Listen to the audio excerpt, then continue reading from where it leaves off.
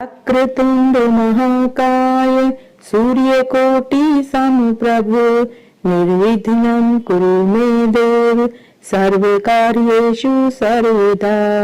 वक्रतुंड महाकाय सूर्यकोटि समप्रभ निर्विघ्नं कुरु मे देव सर्वकार्येषु सर्वदा। राधे राधे, जय श्री कृष्णा। पौष मास में सूर्य 11,000 रश्मियों के साथ व्यक्ति को ऊर्जा और स्वास्थ्य प्रदान करता है। इसलिए अगर पौष मास में पूरे महीने नियमित रूप से सूर्य नारायण भगवान की पूजा की जाए और सूर्य के 12 नामों का जाप किया जाए तो पूरे साल भर व्यक्ति को स्वस्थ निरोगी कंचन जैसी काया प्राप्त होती है। अगर जन्म कुंडली में सूर्य ग्रह कमजोर है तो इस मास में रविवार का अलूना व्रत करना चाहिए। पूरे माह सूर्य नारायण भगवान की पूजा करनी चाहिए।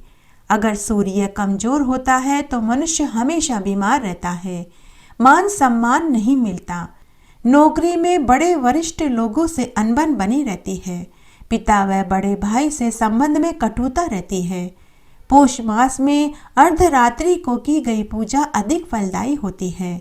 इस मास में लाल वस्त्र का दान करने से उत्तम फल मिलता है। पौष मास में सूर्य दक्षिणायन से उत्तरायण होता है, परंतु मकर संक्रांति के दिन सूर्य उत्तरायण होता है, जिसके बाद से दिन बड़े और रातें छोटी होने लगती है। सूर्य के उत्तरायण होने की स्थिति को देवताओं का दिन कहा गया है। इसके संबंध में कहा जाता है कि जिनकी मृत्यु सूर्य के उत्तरायण की स्थिति में होती है उन्हें सीधे मोक्ष मिलता है। पौष मास में सूर्य की उपासना करने का फल अति शीघ्र मिलता है। इस मास में सुबह जल्दी उठकर उगते सूरज के दर्शन कर लेने मात्र से ही और 5 या 7 बार ओम घृणी सूर्याय नमः कहने और जल अर्पित कर देने से ही मनुष्य निरोगी, स्वस्थ, धन संपन्नता से युक्त होता है। उसकी सभी मनोकामनाएं सूर्यदेव भगवान पूरी कर देते हैं। इस मास में लाल रंग का अधिक महत्व है। लाल चंदन, लाल पुष्प, लाल मिठाई, लाल कपड़ा भगवान सूर्यदेव को अर्पित कर देने से शीघ्र फल मिलता है। अगर मनुष्य का सूर्य जन्म कुंडली में कमजोर है तो अर्घ्य के जल में खसखस, लाल फूल, केसर मिलाकर अर्घ्य देना चाहिए। सूर्य पूजा करने, अर्घ्य देने, सूर्य उपासना करने, सूर्य मंत्रों का जाप करने, सूर्य हवन करने का बहुत पुण्य फल मिलता है। यह पौष मास में जरूर करना चाहिए। पौष मास के अलूने रविवार का व्रत करने का बहुत पुण्य फल प्राप्त होता है। अगर पौष मास में मनुष्य सच्चे मन से सूर्य भगवान की पूजा करते हैं तो भगवान भास्कर अपने भक्तों पर प्रसन्न होकर उन्हें दुनिया भर की खुशियां उनकी झोली में डाल देते हैं। सूर्य देव की अगर कृपा हो तो कुंडली में नकारात्मक प्रभाव देने वाले ग्रहों का प्रभाव खत्म हो जाता है। सूर्य देव को अर्घ्य देते समय 3 या 5 परिक्रमा करें। धरती पर हाथ लगाकर भगवान सूर्य को नमस्कार करें। शास्त्रों में कहा गया है कि सूर्य को नवग्रहों का राजा कहा जाता है। जातक की कुंडली में सूर्य का विशेष महत्व होता है, क्योंकि जन्म कुंडली में सूर्य मनुष्य के ऊपर गहरा प्रभाव डालता है। सूर्य की उपासना स्वयं भगवान राम ने भी करी थी। भगवान राम सूर्य के वंशज थे। भगवान श्री कृष्ण के पुत्र सांब भी सूर्य की उपासना करके कुष्ठ रोग से मुक्त हो पाए थे। सूर्य देव को नवग्रहों में प्रथम ग्रह और पिता के भाव कर्म का स्वामी माना गया है। जीवन में आई सभी परेशानियां, दुख, रोग, कष्ट को दूर करने के साथ जिन्हें संतान नहीं उन्हें संतान सुख मिलता है, जिन्हें धन चाहिए उन्हें धन सुख मिलता है। कुंवारे लड़के लड़कियों का शीघ्र विवाह होता है। नौकरी चाहने वालों को सरकारी नौकरी शीघ्र मिलती है। सूर्य भगवान की पूजा 2 तरह से की जाती है। स्वयं प्रत्यक्ष में उपस्थित भगवान सूर्य की सुबह उगते समय सूर्य की पूजा करके या फिर सूर्य मंदिर में जाकर भी इसकी पूजा कर सकते हैं।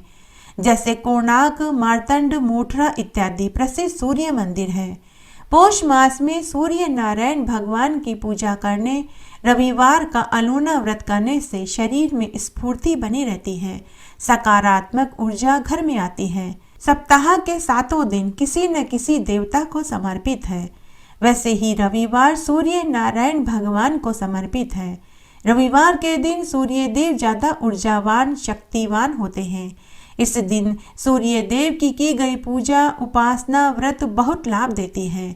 रविवार के दिन सूर्य की पूजा करने से घर बाहर की सभी परेशानियां खत्म हो जाती हैं।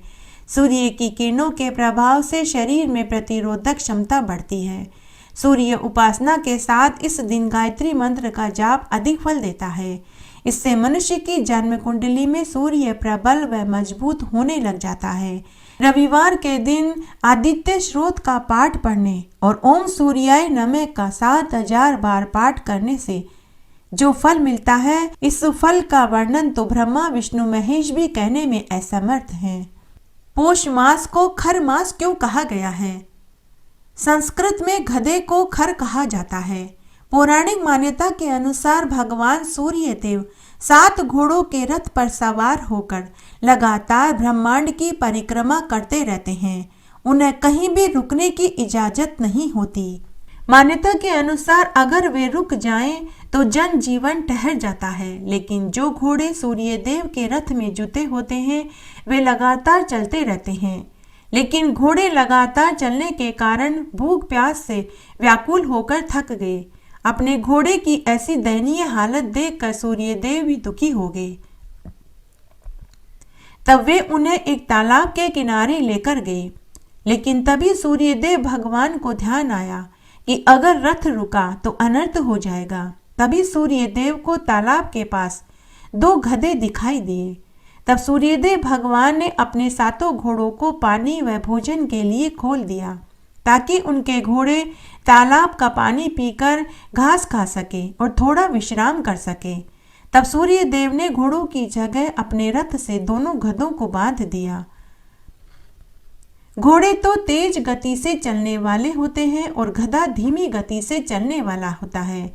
तब जब तक गधे यानी खर पूरे पौष मास में ब्रह्मांड का चक्कर लगाने लगे तब तक घोड़ों ने भी विश्राम कर लिया। इसीलिए पौष मास को खर मास कहा गया है। इस तरह यह क्रम हर साल पौष मास में चलता रहा, इसीलिए पौष मास को खर मास कहते हैं। सूर्यदेव भगवान को जल देते समय तांबे के लोटे में जल भरकर ओम घृणी सूर्याय नमः का जाप करना चाहिए। उगते हुए सूर्य को अर्घ्य देने से धन, यश, सुख, संपत्ति, वैभव और सौभाग्य का वरदान मिलता है।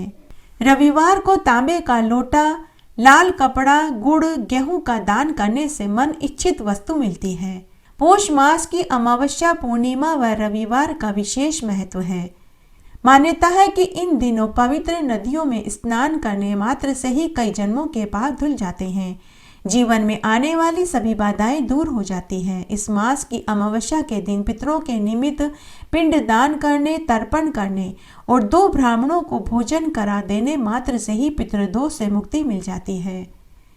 मान्यता है कि पौष मास मकर संक्रांति के दिन सूर्य उत्तरायण हो जाता है। भगवान श्री कृष्ण ने गीता में कहा था कि जो व्यक्ति सूर्य के उत्तरायण के दिन में उजाले में शुक्ल पक्ष में अपने प्राण त्यागता है वह वापस मृत्यु लोक में लौट कर नहीं आता। इसी कारण महाभारत युद्ध में बाणों से छलनी भीष्म पितामह ने सूर्य के उत्तरायण होने के बाद ही अपने प्राण त्यागे थे।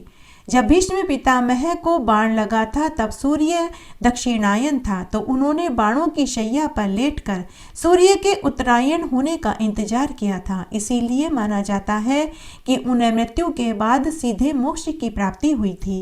पौष मास की अमावस्या तिथि बड़ी ही महत्वपूर्ण है। इस दिन पवित्र तीर्थों में स्नान करने, पितरों के निमित्त तर्पण करने, पिंडदान करने से पितरों को संतुष्टि मिलती है तथा जन्म जन्मों की दरिद्रता का नाश हो जाता है। पौष मास की पूर्णिमा को शाकंभरी जयंती भी कहते हैं। माँ शाकंभरी ने लोगों के कल्याण के लिए पृथ्वी पर प्रकट हुई थी। हिमालय की तलहटी में घने जंगलों के बीच में माँ शाकंभरी का प्राकट्य हुआ था। माँ शाकंभरी देवी की कृपा से भूखे जीवों व सूखी धरती को पुनः जीवन दान मिला था। पौष मास में नियमित रूप से रोज सुबह जल्दी उठकर स्नान करने, सूर्य भगवान को अर्घ्य देने और ओम आदित्याय नमः मंत्र का जाप करना चाहिए। इस मास में नारायण के साथ लक्ष्मी जी की पूजा करनी चाहिए, गीता का पाठ करना चाहिए, विष्णु सहस्त्र नाम का पाठ जाप करना चाहिए। पौष मास में गायत्री मंत्र का जाप करने से सूर्य की स्थिति मजबूत होती है। पौष मास में पवित्र नदियों में स्नान करने, गरीबों को दान करने का कई कोटि गुना फल मिलता है। वामन पुराण के अनुसार पौष मास में अन्न, तिल, बाजरा, गुड़, वस्त्र और गेहूं का दान करने से आर्थिक स्थिति मजबूत होती है। इस मास में अनेक व्रत और त्योहार भी आते हैं। अघोरत, संकुष्टि चतुर्थी, कालाष्टमी व्रत, सफला एकादशी, प्रदोष वस, मासिक शिवरात्रि, पौष अमावस्या, ब्रह्मगौर व्रत, पुत्रदा एकादशी, शाकंभरी जयंती और पौष पूर्णिमा अनेक पुण्य तिथियां आती है। पौष मास में धनु संक्रांति होती है, इसलिए इस मास में भागवत कथा का अधिक महत्व है। पौष मास के कृष्ण पक्ष की अष्टमी तिथि को श्राद्ध करने और ब्राह्मण को भोजन कराने से श्राद्ध का उत्तम फल मिलता है। इस मास की कृष्ण पक्ष की द्वादशी तिथि को स्वरूपा द्वादशी का व्रत किया जाता है। इसमें अगर पुण्य नक्षत्र का योग हो तो अधिक फल मिलता है। इस व्रत को करने से धन चाहने वाले को धन, पुत्र चाहने वाले को पुत्र और विद्या चाहने वाले को विद्या और सुख सौभाग्य चाहने वाले को सुख सौभाग्य की प्राप्ति होती है। पौष मास की शुक्ल पक्ष की तिथियों को आरोग्य की प्राप्ति के लिए आरोग्य व्रत किया जाता है। इस दिन गाय के सींगों के धोए हुए जल से स्नान करने से आरोग्य की प्राप्ति होती है। इस मास में पौष शुक्ल द्वितीया को व्रत शुरू करके साल भर तक व्रत करने से और फिर व्रत का उद्यापन करने से घर में धन, सुख, संपदा मिलती है और मरने पर मोक्ष प्राप्त होता है। पौष शुक्ल सप्तमी को मार्तंड सप्तमी का उत्सव और व्रत किया जाता है। इस व्रत को साल भर करके व्रत का उद्यापन करके एक ब्राह्मण को भोजन कराने से निरोगी कंचन जैसी काया मिलती है। पौष मास में सूर्य नारायण भगवान की विशेष पूजा अर्चना करने का विशेष फल मिलता है। इससे निरोगी कंचन जैसी काया मिलती है, धन, सुख, वैभव, यश, कीर्ति फैलती है। पौष मास में मांगलिक कार्य वर्जित होते हैं, जैसे शादी, विवाह, सगाई इत्यादि। इस मास में शुभ कार्य नहीं करने चाहिए, जैसे गृह प्रवेश, नया कार्य शुरू करना, व्यापार शुरू करना इत्यादि। पौष का महीना पंचांग के अनुसार 10वां महीना है। पौष मास में चंद्रमा पुण्य नक्षत्र में रहता है, इसी कारण इसे पौष का माह कहा गया है। इसमें सूर्य नारायण भगवान की विशेष पूजा करने से सभी मनोरथ पूर्ण होते हैं। पौष मास में सूर्य देव की पूजा करने का विशेष फल मिलता है। इस मास में सूर्य की पूजा भग नाम से करनी चाहिए। पौष मास को पूस का मास भी कहते हैं। इस मास में दान, स्नान, जप, तप का विशेष अक्षय फल मिलता है। इस मास में सुबह जल्दी उठकर स्नान करके सूर्य नारायण भगवान को अर्घ्य देना चाहिए। इससे मान सम्मान बढ़ता है, निरोगी कंचन जैसी काया मिलती है। पौष मास में गंगा स्नान करने, धर्म, कर्म, पूजा, जप, तप करके सूर्य नारायण भगवान और उनके नामों का जाप करने से भगवान विष्णु के साथ माता लक्ष्मी की असीम अनुकंपा बरसने लग जाती है। पौष मास की पूर्णिमा को पवित्र तीर्थों में स्नान करने से कोटि देवी देवताओं का आशीर्वाद मिलता है। इस मास की पूर्णिमा को पवित्र तीर्थों में स्नान करने और 3 डुबकी लगा लेने मात्र से ही 7 जन्मों के पाप धुल जाते हैं तथा दान करने और दीप दान करने से कष्टों का निवारण होता है। मन वांछित इच्छा पूरी होती है, सुख, शांति, वैभव, ऐश्वर्य बढ़ता है और मरने के बाद मोक्ष की प्राप्ति होती है। पौष मास की पूर्णिमा के दिन चंद्रमा अपनी 16 कलाओं के साथ उदय होता है, इसीलिए इस दिन चंद्रदेव की कृपा से रोग शोक से मुक्ति मिलती है, कष्टों का निवारण होता है। पौष मास में पवित्र तीर्थों में 3 दिन स्नान करने और सूर्य भगवान को अर्घ्य देने से ही सारे सुख प्राप्त हो जाते हैं। भागवत पुराण के अनुसार पौष मास की पूर्णिमा के दिन त्रिवेणी, वाराणसी, हरिद्वार, गंगा, प्रयागराज में स्नान करने, गरीबों को भोजन कराने, तिल, गुड़, अन्न, वस्त्र, गेहूं का दान करने से जीवन के सभी कष्ट छूट जाते हैं। पौष के महीने में पितरों के निमित्त तर्पण करने, पिंडदान करने से पितृदोष से मुक्ति मिलती है। इस मास में किया गया तर्पण, पिंडदान पितरों को मोक्ष दिलाता है। सूर्य का धनु राशि में प्रवेश करते ही पौष का माह शुरू हो जाता है। इस मास में सूर्य का प्रभाव धरती पर कम हो जाता है, इस कारण दिन छोटे और रातें बड़ी हो जाती है। सूर्य सभी ग्रहों का अधिपति माना गया है। ऐसे में सूर्य की इस अवस्था का विपरीत असर अन्य ग्रहों और नक्षत्रों पर भी पड़ता है। इसीलिए पौष मास में सूर्य मलिन हो जाता है, तो इसे खर मास, पूस मास भी कहते हैं। इसी वजह से इस मास में कोई भी मांगलिक कार्य नहीं किए जाते। मकर संक्रांति के दिन मकर राशि के प्रवेश के साथ ही सूर्य उत्तरायण हो जाता है। इसी के साथ शुभ दिनों की शुरुआत भी हो जाती है और मांगलिक कार्य फिर से शुरू हो जाते हैं। शैशोण मुनि शार्दूल सूर्य कवचम शुभम शरीर आरोग्यगम दिव्यम सब सौभाग्यदायकम दैदीयमान मुकुटम स्फुर मंत्र कर कुंडलम ध्वात्या सहस्त्र किरणम स्त्रोत मेतुत दीर्येत शिरों में भास्कर पातु ललाट मेढ़मित दुति नेत्र दिनमणि पातु श्रवणे वासरेश्वर ध्राणम धर्म घृणी पातु वदनम वेद वहने जिह्वा में मानद पातु कंठ में सुरवंदित सूर्य रक्षात्मक स्रोत लिखित्वा भुर्ज पत्र के ददाति यह करे तस्य वशंगा सर्वदिद्य सुसनातो यो जपेत सम्य योधित स्वस्थ मानस सरोद मुक्तो दीर्घायु सुखम पुष्टि च विदंती। भगवान सूर्य का नाम अनंत काल तक चलता रहेगा। कई बार व्यक्ति भागदौड़ में उलझकर सभी बातों को दरकिनार कर देते हैं, इसलिए सूर्य से जुड़े हुए कुछ अहम तथ्यों के बारे में आज हमने जाना। उपनिषद और वेदों में तो सूर्य देवता की भूमिका का कई तरीके से बखान किया गया है। सूर्य उपनिषद में सूर्य को संपूर्ण सृष्टि के होने का एक कारण बताया है। वेदों में ऋग्वेद में सूर्य का सभी देवताओं में महत्वपूर्ण स्थान है। यजुर्वेद ने चक्षु सूर्यो जायत कहकर सूर्य को भगवान की आंख माना है। ब्रह्मवैवर्त पुराण में सूर्य को परमात्मा माना गया है। साथ ही सूर्य उपनिषद में सूर्य को संपूर्ण सृष्टि के उद्भव का कारण बताया है।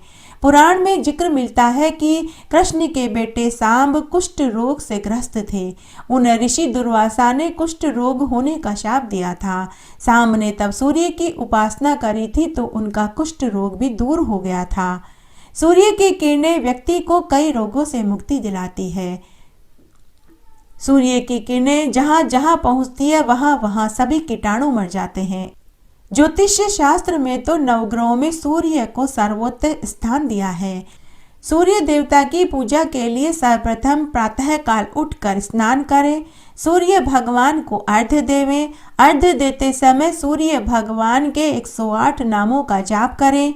सूर्य को जल देने का तरीका है कि सूर्य देव को जल चढ़ाते वक्त यह ध्यान रखना जरूरी है कि जितनी जल्दी हो सके जल चढ़ावें। जिस समय सूर्य की लालिमा लाल होती है उस समय अर्घ्य देने का अधिक फल मिलता है। अर्घ्य देते समय एक नियम यह भी है कि मुख पूर्व दिशा की ओर होना चाहिए। जल चढ़ाने के बाद अगरबत्ती जलानी चाहिए। जल देते समय मंत्र का जाप करते रहें। अर्घ्य देते समय दोनों हाथ सिर से ऊपर होने चाहिए। इसके पीछे का वैज्ञानिक तर्क यह है कि इससे किरणें पूरे शरीर तक पहुंच जाती है। ज्योतिषीय शास्त्र में तो वैसे सूर्य सभी नवग्रहों का राजा कहा गया है।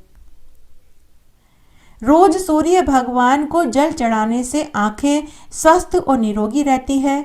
जल चढ़ाने से नौकरी में तरक्की होती है, आत्मविश्वास बढ़ता है, हृदय रोग की बीमारियां दूर होती है, पिता से संपत्ति को लेकर विवाद खत्म हो जाता है, त्वचा संबंधी रोग से मुक्ति मिलती है। अगर किसी व्यक्ति के सूर्य ग्रह कमजोर है तो सूर्य भगवान को रोज अर्घ्य देने से इस दिक्कत का समाधान हो जाता है। हर रविवार को सूर्य देव की पूजा करके सूर्य देवता को अर्घ्य देना चाहिए। इससे घर में वास्तु शास्त्र ठीक हो जाता है। घर के सभी बड़ों का सम्मान करने से सूर्य देवता प्रसन्न होते हैं। सूर्य के 12 नाम इस तरह हैं। ओम मित्राय नमः, ओम रविये नमः, ओम सूर्याय नमः, ओम भानुवे नमः, ओम खगाय नमः, ओम पुष्णे नमः, ओम हिरण्यगर्भाय नमः, ओम मरीचे नमः, ओम आदित्याय नमः, ओम सवित्रे नमः, ओम अकार्ये नमः, ओम भास्कराय नमः, ओम श्री सपुत्र सूर्य नारायण नमः। सूरज भगवान की आरती। ओम जय सूरज देवा स्वामी जय सूरज देवा। कश्यप अदिति दुलारे, कश्यप अदिति दुलारे, करो सुफल सेवा। ओम जय सूरज देवा। पुण्य बढ़ावन हारे, पावन सुखदाई स्वामी पावन सुखदाई। करत पाप को नाशा, करत पाप को नाशा, देखत भई जाई। ओम जय सूरज देवा। भक्त जनों के प्यारे, मेटत अंधियारा स्वामी मेटत अंधियारा।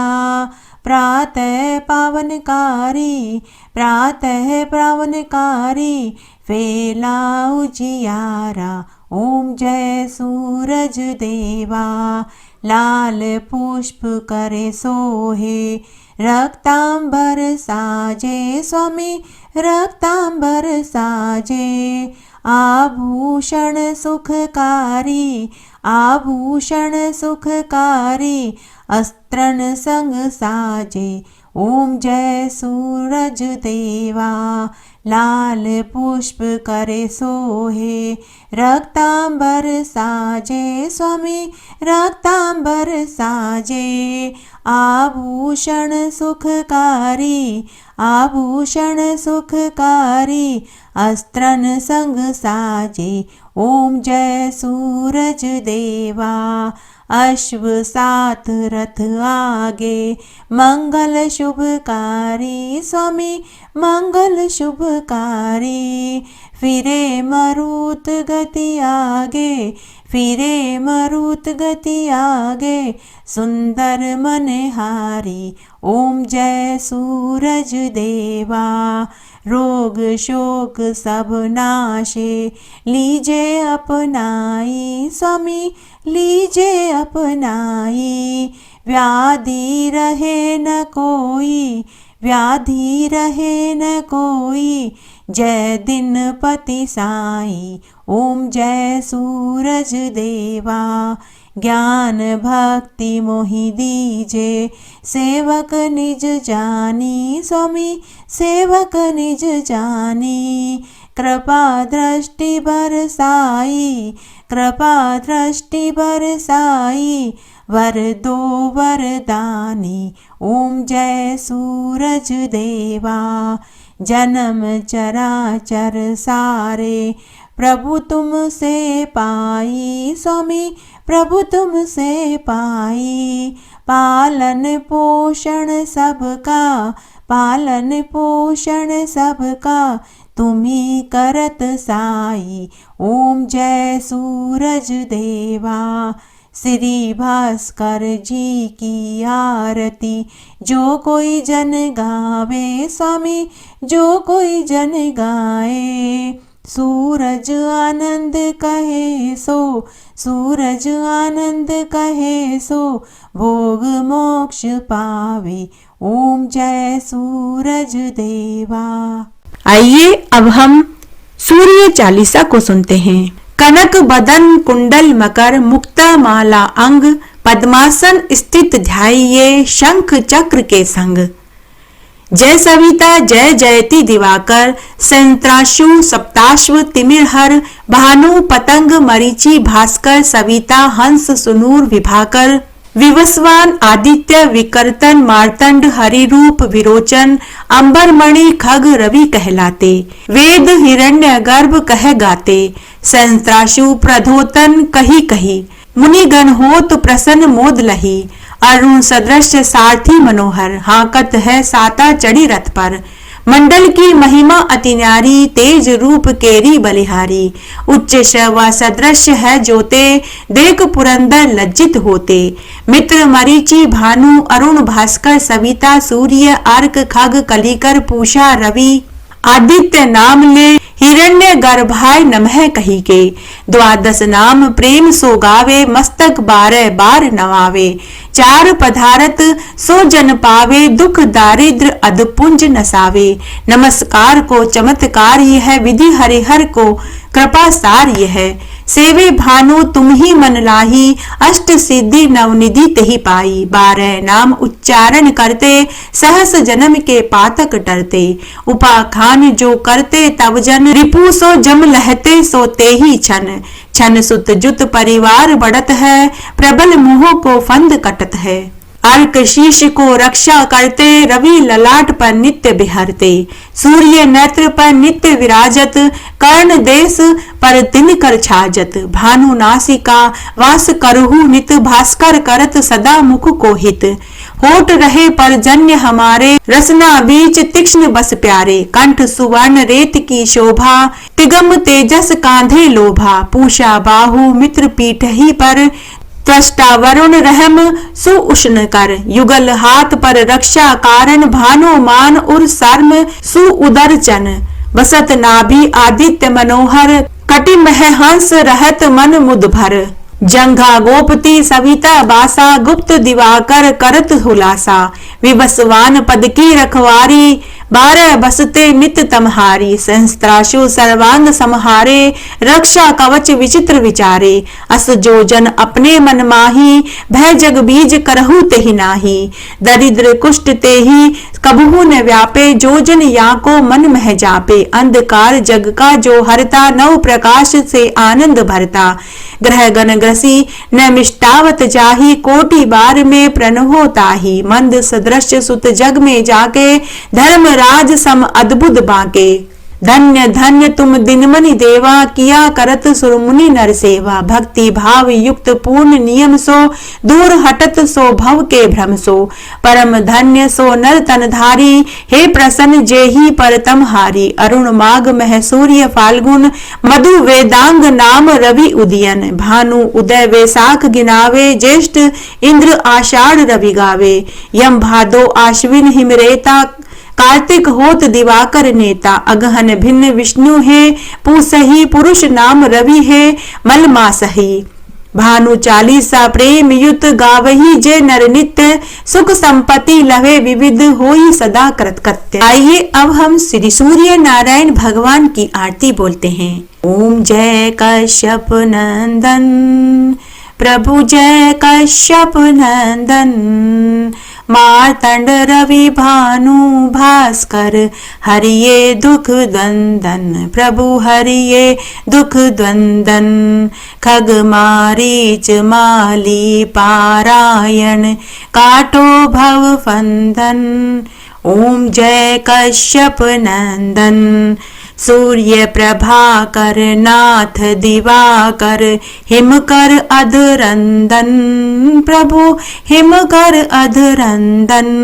वस्त्र आभूषण लाल भाल कर, दिए रक्त चंदन। ओम जय कश्यप नंदन।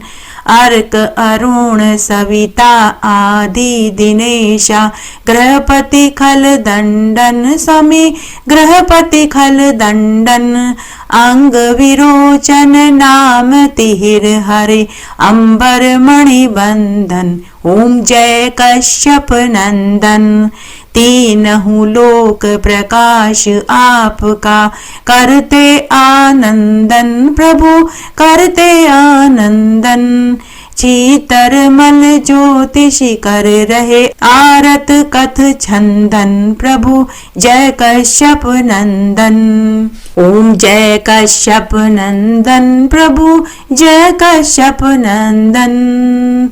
मार्तंड रवि भानु भास्कर, हरिये दुख दंदन। प्रभु हरिये दुख दंदन। इस तरह आज हमने पोष मास का अध्याय सुना। आशा करती हूँ यह आपको जरूर पसंद आएगा। मेरे साथ बने रहने के लिए आपका धन्यवाद। आगे आने वाली कथा कहानी के लिए भी आप इसी तरह मेरे साथ बने रहें। धन्यवाद।